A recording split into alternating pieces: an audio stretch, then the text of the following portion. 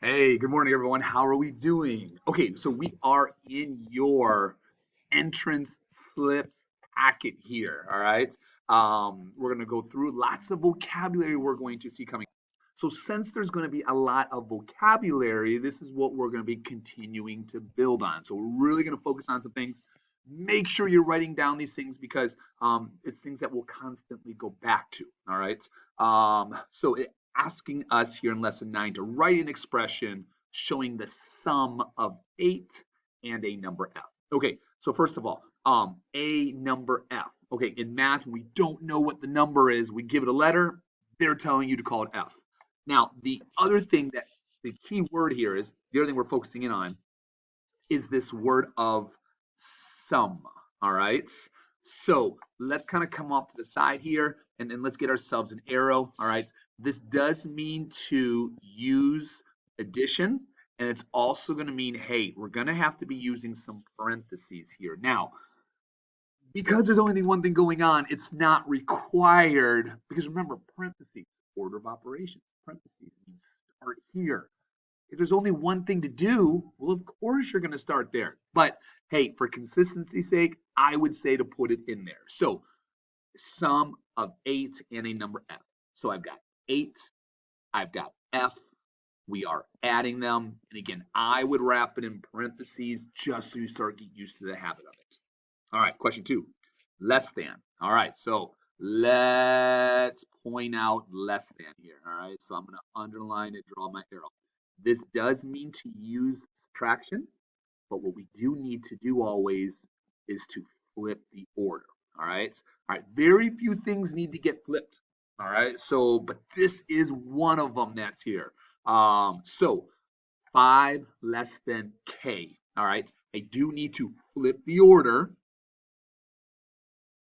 And remember, it is a subtraction problem. There we go. All right.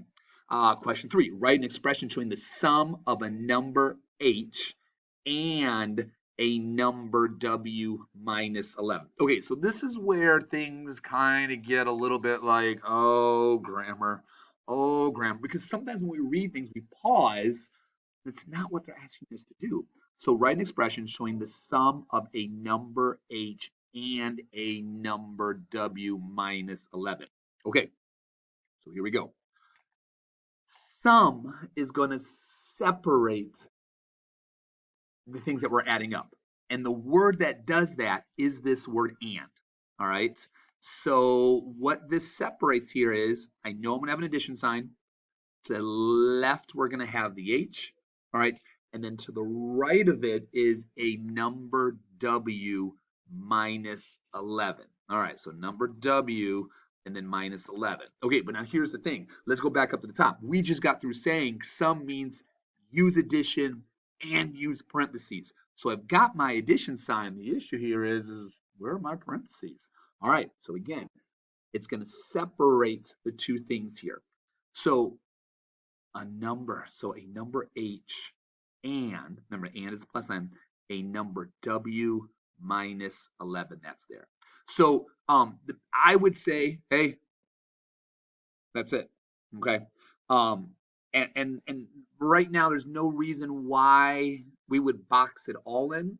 The other thing to keep in mind is order of operations.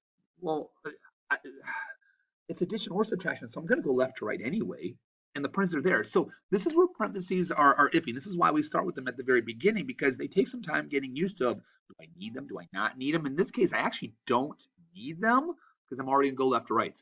Again, not going to hurt you by having it there. I would get in the habit of using it there. All right, we'll start with that. We'll continue to work on it there. We'll continue to watch it there about commas and all that type of stuff there. See you later.